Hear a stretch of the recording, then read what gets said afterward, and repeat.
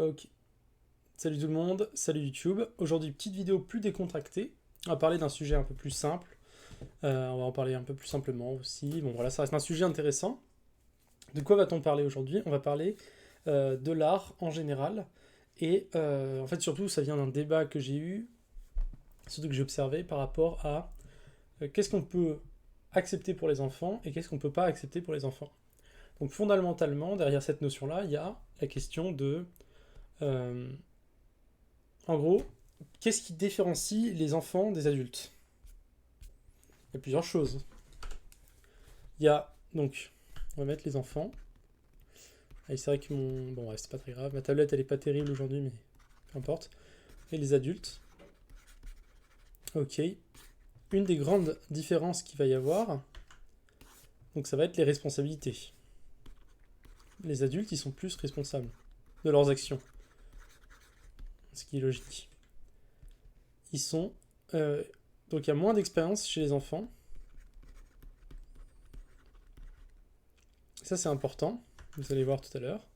Et ils sont moins bons cognitivement. Ils sont plus cons, si vous voulez. Ça veut pas dire qu'ils sont bêtes, ça veut dire qu'ils sont moins intelligents. Parce qu'ils sont pas encore développés totalement. C'est logique. En fait, ça veut dire que les processus cognitifs des enfants, si vous voulez, les petites boîtes, qui vont transformer les X en les Y, on a vu déjà ça un bon nombre de fois, elles sont plus simples, elles sont moins longues, si vous voulez. Et on réalise moins d'opérations étant un enfant qu'étant un adulte dans la globalité, et aussi les opérations, il y a plus de chances de se tromper dedans. Donc en fait, le résultat, si vous voulez, ça va pas être un joli Y, ça va être un Y un peu déformé, voilà. On sait pas trop ce que c'est, ça se rapproche de l'idée générale qu'il y a derrière, mais c'est pas l'exacte bonne idée. Donc, maintenant, qu'est-ce qui nous intéresse? Quand on fait l'éducation d'un enfant, on s'intéresse à développer plusieurs choses. On s'intéresse à développer la boîte, mais on s'intéresse également au résultat, c'est-à-dire le Y qui en ressort. Quand on s'intéresse à développer la boîte, par exemple, typiquement, l'esprit critique, ça va développer la boîte. On dit à un enfant, bah voilà, prends plus d'éléments dans ta boîte pour en faire une plus grosse boîte. Et petit à petit, l'enfant, il crée des plus grosses boîtes. Et ça, c'est indépendamment de l'âge. C'est-à-dire qu'on dit juste, voilà, prendre plein d'éléments dans sa boîte, ça permet d'avoir des boîtes qui sont plus spécifiques à la réalité, plus représentatives, donc c'est intéressant. Donc ça, c'est un des éléments. On dit aussi, fais attention à tes opérations, voilà, etc. Ce sont les éléments qui permettent de travailler sur les boîtes. Typiquement, le français, ça va rentrer dans les opérations. Comme on en a parlé pendant la vidéo sur la poésie, que je vous invite à regarder, le français, c'est l'interprétation des textes. D'accord? Donc, dans l'interprétation, il va y avoir des opérations. Il va y avoir, par exemple, l'opération de comprendre l'analogie, de transcrire cela, etc., etc., sans se tromper à chaque fois. Et la multiplicité des opérations fait qu'on a plus de chances de se tromper. Donc, étant enfant, en fait, ça va déformer encore plus le Y, si vous voulez. Ce qu'on veut pas, c'est obtenir un Y qui serait nocif pour l'enfant. Et ça, c'est compliqué à déterminer parce que qui sommes-nous pour déterminer quel Y est dangereux? En général, on a quand même identifié certains Y qui sont dangereux, notamment les Y qui vont générer des comportements problématiques. Typiquement, le manque d'émotion, c'est un Y qu'on veut éviter chez les enfants. Et oui, parce que quelqu'un qui n'a pas d'émotion, on peut dire ça va devenir un psychopathe, entre guillemets. Il a plus de chances de tuer des gens ou de ne pas prendre en compte les autres. Je sais pas écrire psychopathe, c'est terrible. Psychopathe. Je sais pas s'il y a un TH à la fin. C'est terrible, je crois qu'il y a un TH. Et pathos, logique. Donc voilà, donc c'est quelque chose qu'on veut éviter à tout prix. C'est logique. Donc on ne peut pas prendre des risques inconsidérés par rapport à l'information qu'on va faire traiter par un enfant vis-à-vis du Y qui va en ressortir. Typiquement, c'est ce qui se passe même avec les adultes qui sont moins intelligents ou qui ont des environnements non propices à avoir des bons Y, c'est-à-dire si le X est déformé, même si la boîte est bonne, peut-être que le Y en sortie sera déformé également, et peut-être que ce Y-là, c'est le nazisme, pour faire un peu gros si vous voulez.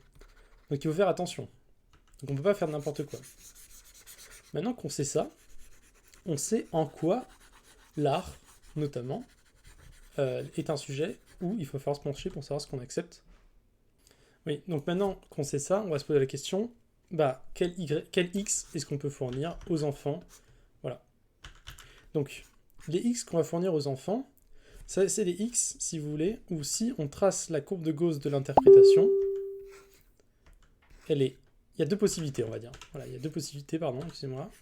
Il va y avoir la possibilité dans laquelle on a une courbe de Gauss de l'interprétation qui est serrée, c'est-à-dire qu'on a peu de chances que l'enfant interprète n'importe quoi. D'accord? Donc, ça va se centrer autour de ce que tout le monde est d'accord. Typiquement, si on fournit une information claire à un enfant, c'est-à-dire fais tes devoirs va te permettre de jouer plus tard, c'est dur d'interpréter ça autrement que parce que c'est. Mais des gens l'interprétons mal. C'est le principe de la normalité. Par contre, on a aussi une autre possibilité, c'est une grande interprétabilité. Par contre, tous les points qui sont compris dans deux standard deviation, par exemple, sont des points safe, considérés safe. C'est-à-dire que peu importe l'interprétation que fait l'enfant, qu'il soit là ou là, l'interprétation ne sera pas dangereuse. Typiquement, ça va être la poésie sur des valeurs positives. Par exemple, il faut aider sa sœur pour s'en sortir dans la vie. Et il y a peu de gens qui vont dire ah oui, il faut que je tue des gens. Vous voyez ce que je veux dire? Ça n'arrivera jamais. Ça arrivera tellement peu qu'on considère que le risque est relativement acceptable. Ça, ce sont les deux possibilités du X. Voilà. Ce qui n'est pas possible d'accepter, c'est quand le X, il a une grande variabilité et que une des parties relativement récurrentes est négative. Par exemple, ça va amener au nazisme, par exemple. Évidemment, c'est un point extrême, mais c'est pour illustrer le propos. Donc, si ça peut arriver, le X qu'on met en entrée, il ne faut pas l'accepter. Parce que c'est dangereux pour l'enfant. C'est dangereux même pour la société de manière plus générale. Le cas de l'art, on avait décrit d'ailleurs dans une autre vidéo précédente, que ça a une grande variabilité. Voilà, c'est une grande variabilité. Mais c'est très difficile de savoir exactement ce qu'on va interpréter. C'est le principe. Le problème, c'est que l'art, ça traite souvent de notions qui sont relativement complexes et relativement profondes, des problèmes de société. Si vous voulez, ça remet en cause la société, les émotions. Donc voilà. Donc généralement dans l'art, les extrêmes de l'interprétation sont des choses considérées dangereuses ou négatives. Et d'ailleurs, je pense que les artistes visent un peu ces points-là. Que c'est ça l'art en lui-même, c'est remettre en cause des choses qui sont fondamentales dans notre société. Voilà, c'est choqué en fait. C'est ça qui est choquant. Et c'est ça qui est dangereux pour les enfants. Donc la question était de savoir, est-ce qu'on peut montrer de l'art à des enfants qu'on a des considérations un peu extrêmes, obscènes. Je pense que c'est dangereux pour ce point-là. Parce que les enfants, nous, c'est vrai, mais on contrôle l'interprétation qu'ils vont avoir des choses. Et ça, pour le coup, ça dépend du X. C'est-à-dire que le travail cognitif, il est intéressant parce que le X est complexe. Mais on a de grandes chances que ce soit relativement dangereux. Il existe d'autres manières de faire des X safe, mais qui travaillent l'interprétation. D'accord ? Donc, c'est dans ce cadre-là que je pense qu'il ne faut pas fournir n'importe quoi en entrée aux enfants et faire bien attention à cela. Voilà. La vidéo d'aujourd'hui, elle est un peu plus courte que d'habitude. Elle est un peu plus courte que d'habitude parce que, voilà, c'était un sujet plutôt simple.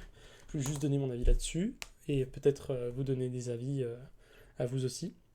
J'essaie de mettre de plus en plus de vie dans mes vidéos. Je ne sais pas si ça se voit et si ça marche bien. Je pense que c'est vraiment le point qui est déterminant pour la qualité de ce que je fais. Donc n'hésitez pas à commenter, comme d'habitude, partager, faire ce que vous voulez. Puis on se retrouve pour la prochaine vidéo. Et bonne soirée tout le monde.